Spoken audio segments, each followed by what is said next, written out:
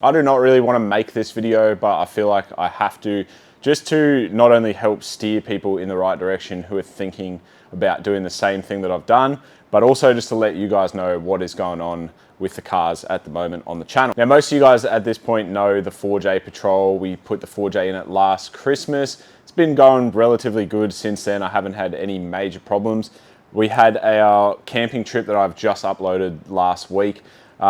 We've had that booked for like 3 months over the Christmas break this year, and the Patrol decided to make some really weird noises a couple of days before that. I had some really good help from Aussie 4J adapters, Mike Widgery. So huge shout out to you, Mike, for helping out. I actually really appreciate it. But even Mike, who does this for a living, was sort of stumped by the sounds, and because it was intermittent, we sort of weren't thinking that it was what it is. I'll put up a few videos now that I sent him of the noise.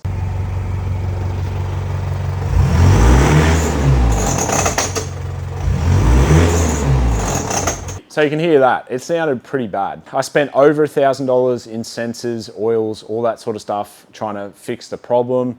And then I gave it one last rev about 5 o'clock in the afternoon, took it right up to about 4,000. And as it come down, the motor stalled. It sounded like it locked up. At this point, I had no idea what it was. But then now when you start the car, you can hear the starter just spinning the flex plate. Now I want to go back a little bit further to when I first got that car. It had a CRD ZD30 in it, and I was planning on boosting that thing and making really good power and relatively reliable when the company that supplied the adapter kit and all that, I'm not going to name and shame, by the way, I'm not really about that. The guy has a family. It is what it is, you know, I'm just not gonna go down that path. But yeah, they hit me up and said that the 4J is gonna be a lot better option, and we all know 4Js are good motors, but I decided to go that route with them and accepted a 12-month sponsorship in return for the motor and the adapter kit and everything basically to put it in. Well, I thought it was everything to put it in. Turns out I needed a lot more stuff, so it did get quite expensive anyway, but we did get the 4J in with the RE4. It was a bit of a headache, had to machine some flywheel bolts down, stuff didn't fit. Here is the flex plate, this is the adapter plate, this is the torque converter. So you can actually see that it's rocking back and forth, it's not sitting flat. The torque converter hits the bolts on the flex plate and it doesn't fit. Ended up getting it in. I thought the kit had been tried and tested and all of the above, but turns out it wasn't. I was the first person to fit it up, and I was the first sort of guinea pig to run this box. Now, the reason that it didn't rear its head for a long time is I don't do many Ks in the car. But at the moment, what's happened is you've got your adapter kit that bolts to the motor, so the bell housing of the RE4 to the 4JJ1, there's an adapter plate in between it. And because the gearbox has to be perfectly mated up to the motor, that caused a bit of a vibration in the gearbox.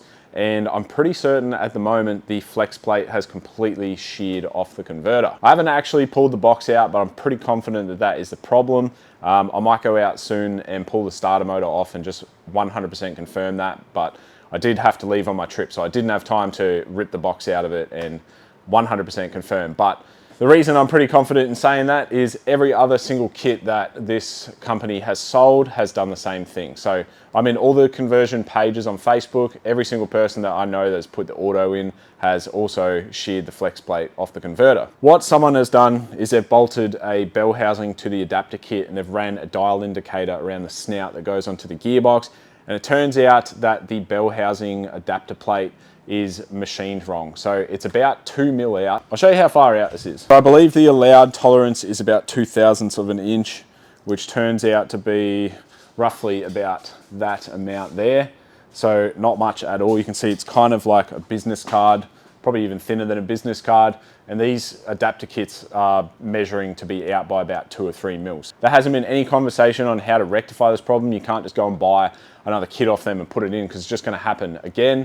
The worst part is it's probably taken out the converter, so the snout on the converter that goes into the gearbox is probably destroyed, and it's also probably taken out the pump in the transmission. I had that transmission fully rebuilt, gone through by Wholesale Automatics. I sent it down to Melbourne to them, so that really sucks and really hurts. It was very expensive. Now, I don't want to get on the internet and rant and rave about faulty products. I understand Products do fail, we all understand that, but communication is key. The only thing that I'm going to say is hopefully the company is watching this, they do the right thing by the rest of the people. Me personally, I think I found another solution that I'm going to go down. Done with them, I'm not going to say anything more. Now, on a more positive note, we've got a few options that we can go down with this patrol. I have been thinking about just pulling a motor, getting that sold, sell what's left of the transmission, do an engine swap, it's like M57 Barra or something like that, and sort of revitalize the car, do build number 2. Or we go down the path of just fixing the 4J, which financially at the moment is definitely the best option. Now, the really good thing about Aussie 4J adapters is they use the 4-speed from the D-Max, so everything is like a factory fit, and then all they do is just adapt the transfer case to the back of the transmission, which is definitely much easier. You can run the standard TCM, so you don't need CompuShift, which is about another 2.5 grand. And honestly, with everything that I know now, that is definitely the way to do this swap. So I haven't had time to think about any of this because we've been away, but I wanted to come back, film what's going on. I think I might go out now and pull the starter off and just 100% confirm that is a converter, but I'm pretty sure. If you listen to this video, you'll kind of see what's happening. Definitely flex plate. Just stalled on me. Now,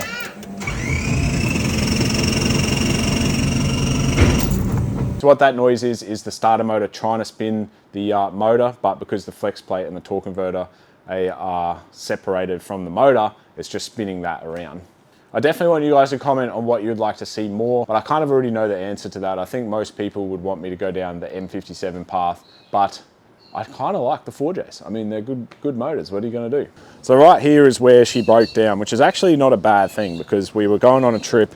If it broke down on the trip, it would have been a nightmare.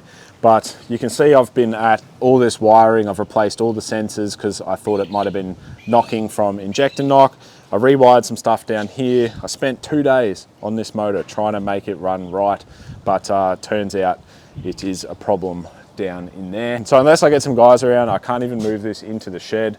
And obviously we've got Ron Burgundy in there. So I think what I'll do now, rip the starter motor off, double check that the flex plate has free movement, start sourcing some parts for this, finish up Ron Burgundy, get it out the shed, then we can get this in the shed and get it back running. Oh, and I forgot to say the other thing that happened about 6 months ago is the front seal on the transmission started leaking, which is making sense now, but that is what this mark here is. I originally was thinking that it was the transmission that was at fault because I had it rebuilt. Kind of thought maybe the seal wasn't put in properly, but yeah, it's all making sense now. I'm gonna start pulling the starter motor off. It shouldn't take too long, and that way I can get in there with the pry bar. And if that converter moves, it is 1,000,000% the flex plate. All right, so I got the starter motor off, get a pry bar, and just try and move that flex plate a little bit. Oh yeah. Oh yeah, she broken.